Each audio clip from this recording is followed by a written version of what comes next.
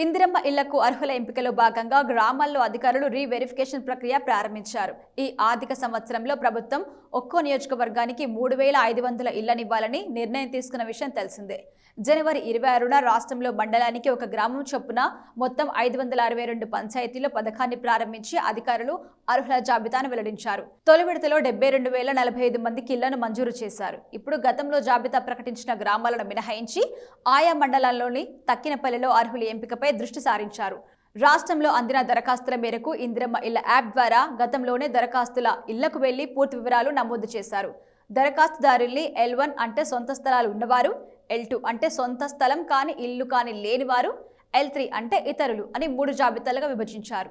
ఈ వివరాలు మండల పరిధిలో ఎంపీడీఓ, పురపాలక పరిధిలో కమిషనర్ల లాగిన్కి చేరాయి. ఇలా తొలి విడత పరిశీలన పూర్తవగా ఇప్పుడు L1 జాబితాను రీవెరిఫికేషన్ చేస్తున్నారు. ఈ జాబితాలో 21.93 లక్షల మంది దరఖాస్తుదారులు ఉన్నారు. ఇటీవల ప్రభుత్వం ప్రకటించిన 72,000 మంది అర్హుల్ని మినహాయించి మిగతా వారిని ఇళ్లకు వెళ్లి రీవెరిఫికేషన్ నిర్వహిస్తున్నారు. ఇందులో అతిపేదల్ని గుర్తిస్తారు. రీవెరిఫికేషన్ కోసం ఒక్కో మండలానికి 4-5 బృందాలు ఏర్పాటు చేస్తారు. అలాగే L1 జాబితాలో ఉండాల్సిన తమ పేర్లను L2, L3 జాబితాలో కూడా చేర్చారని అధికారులు ఫిర్యాదులు అందాయి. అధికారులకి ఇలాంటి దరఖాస్తుల వివరాలు సైతం ఎంపీడీఓ, కమిషనర్ లాగిన్కు వెళ్లాయి. మండలాల వారీగా ఏర్పాటు చేసిన బృందాలు ఈ ఫిర్యాదులపై కూడా రీవెరిఫికేషన్ చేస్తున్నాయి.